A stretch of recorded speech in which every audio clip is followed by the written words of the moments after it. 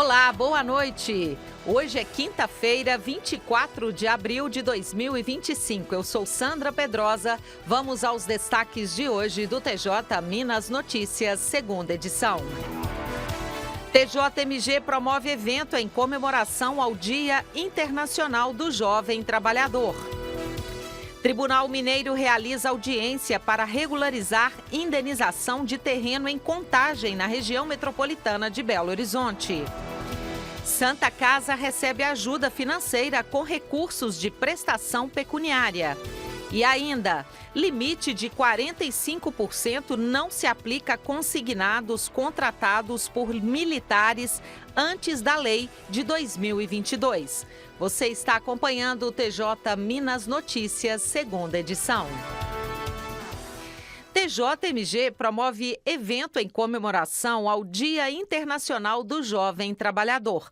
As informações com a repórter Kátia Matos. O seminário Trampo e Sonho foi realizado no Salão Pleno do TJMG e reuniu 98 jovens trabalhadores que atuam nas unidades do Tribunal de Justiça.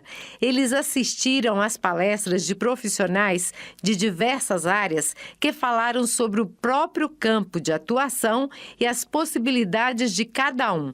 Ganharam destaque assuntos como o Enem, o Exame Nacional do Ensino Médio, os estudos como caminho para a realização pessoal e as oportunidades proporcionadas pelos concursos públicos.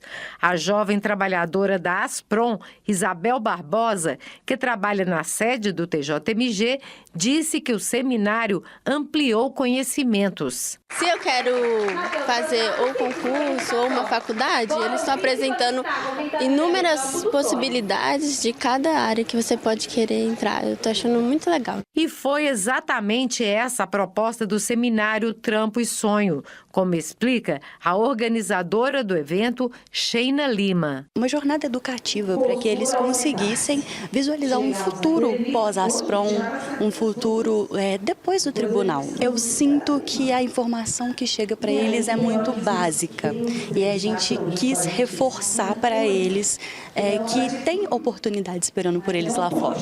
O presidente do TJMG, desembargador Luiz Carlos Correia Júnior, disse que o evento é uma preparação para o futuro dos jovens que atuam no tribunal. O Tribunal de Justiça também acredita nos seus jovens, né?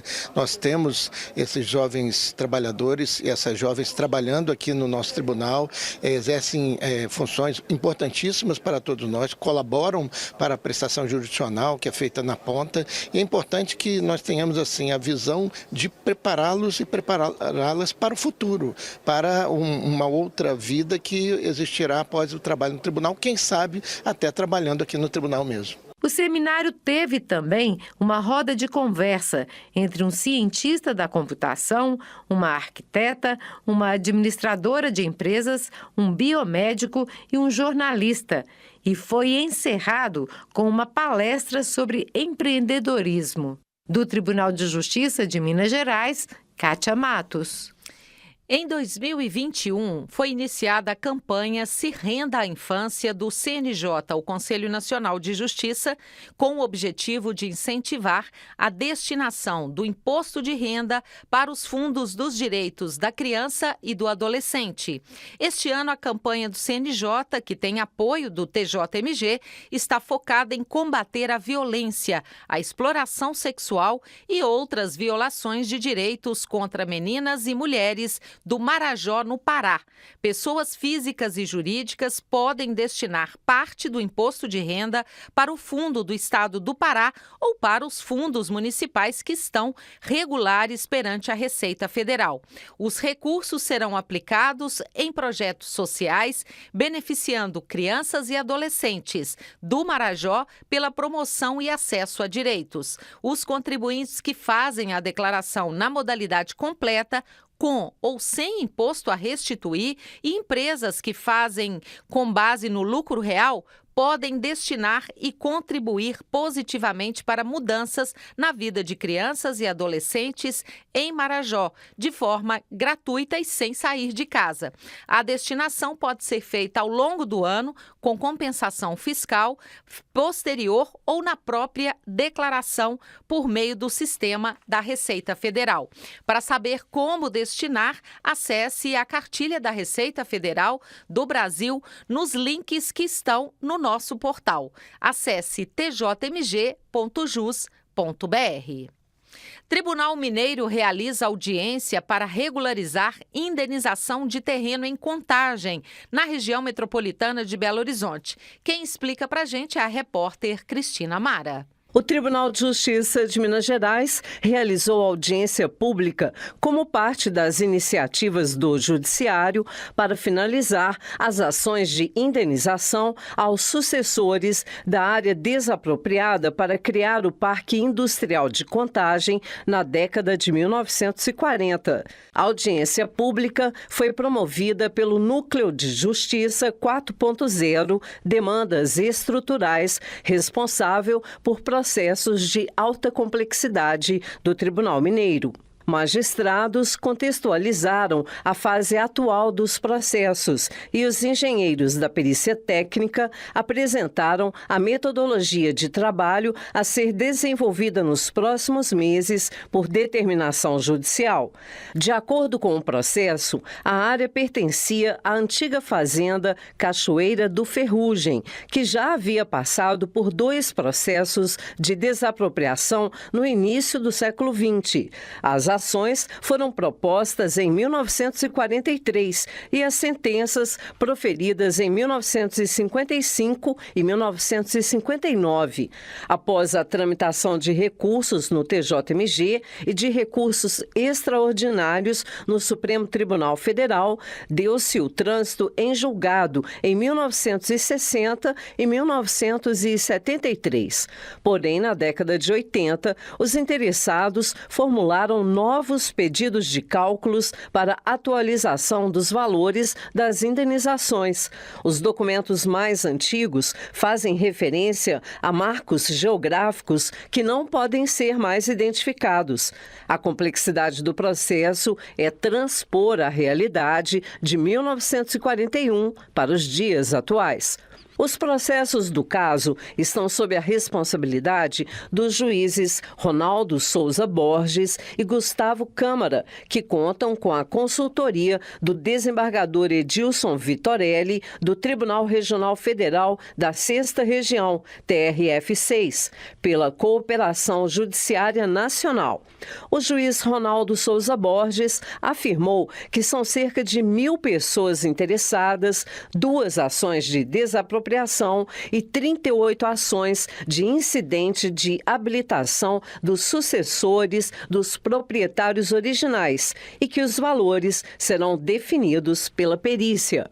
A juíza auxiliar da presidência do TJMG, Marcela Novaes, explicou que o Núcleo de Justiça 4.0 do TJMG integra o Programa de Justiça 4.0 do Conselho Nacional de Justiça, que tem por objetivo fazer a tramitação dos processos de forma ágil, totalmente digital, sendo resguardada a uniformidade dos julgamentos pela Cooperação Judicial Nacional.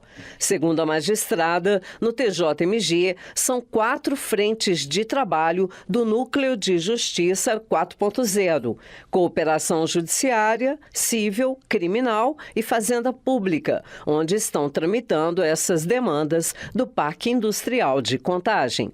Do Tribunal de Justiça de Minas Gerais, repórter Cristina Mara. A seguir no próximo bloco. Santa Casa recebe ajuda financeira com recursos de prestação pecuniária. E ainda, limite de 45% não se aplica a consignados contratados por militares antes da lei de 2022. São 6h10, nós voltamos em instantes com mais informações. Aguarde.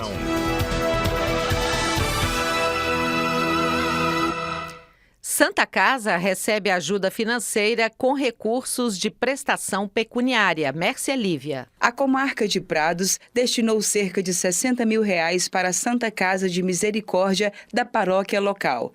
Valores arrecadados com a aplicação da pena de prestação pecuniária, objeto de transações penais e sentenças condenatórias. O edital direcionado para as entidades públicas ou privadas sem fins lucrativos para procedimento de habilitação e seleção de projetos foi assinado pela juíza de direito da comarca, Tatiana de Moura Marinho. Foram adquiridos 9 televisores para enfermaria, um laringoscópio para auxiliar na intubação dos pacientes, um laser terapêutico para atuar no tratamento de feridas, uma coifa para o setor de nutrição, armários novos para o almoxarifado, entre outros. A verba é importante para a instituição, pois, juntamente com outros recursos, contribui para melhorar cada vez mais o atendimento da população local. Outros valores também foram repassados para a Associação Municipal de Apoio ao Idoso e para a APAI, Associação de Pais e Amigos dos Excepcionais de Prados. Do Tribunal de Justiça de Minas Gerais, Mércia Lívia. Limite de 45% não se aplica a consignados contratados por militares antes da lei de 2022.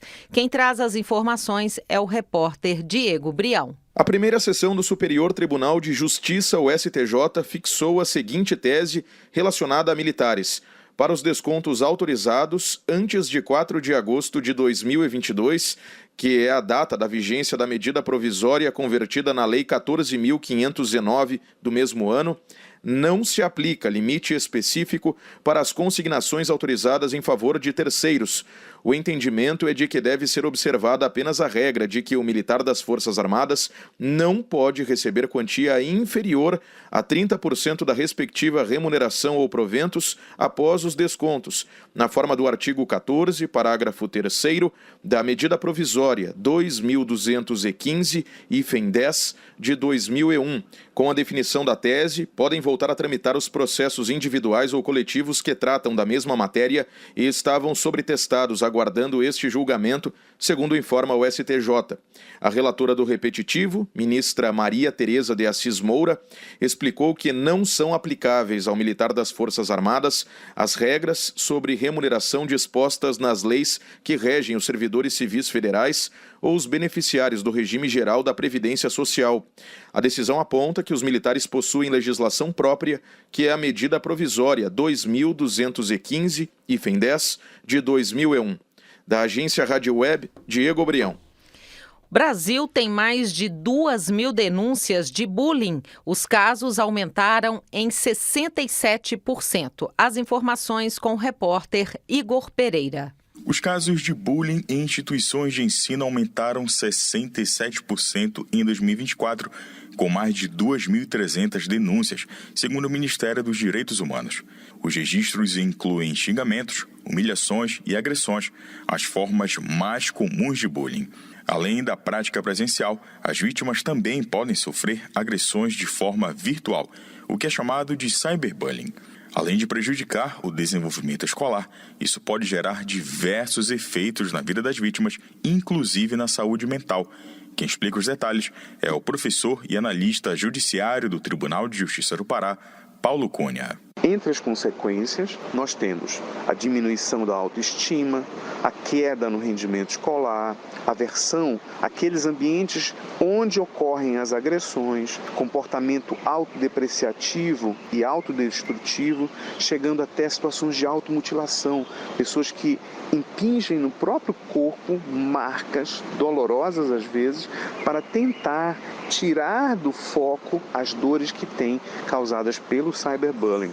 Ainda segundo o professor, em casos mais graves, o bullying pode levar a uma tentativa de suicídio. Existe sempre uma tendência à solidão, à reclusão, a não ter aquela vontade de interação social que normalmente é marcante em crianças e adolescentes. Isso pode derivar para a ansiedade, síndrome do pânico, distúrbios alimentares, depressão e, em última instância, nós já temos, inclusive, infelizmente, casos de suicídio de jovens ou de crianças em função de cyberbullying ou de exposição na internet. Desde 2024, está em vigor no Brasil a lei que criminaliza as práticas de bullying presencial e virtual. A pena para o agressor pode variar de 2 a 4 anos de reclusão se a conduta não constituir crime mais grave. Agência Rádio Web, produção e reportagem, Igor Pereira. 6h15. O TJ Minas Notícias, segunda edição, fica por aqui. Uma ótima noite para você. Até amanhã. Tchau.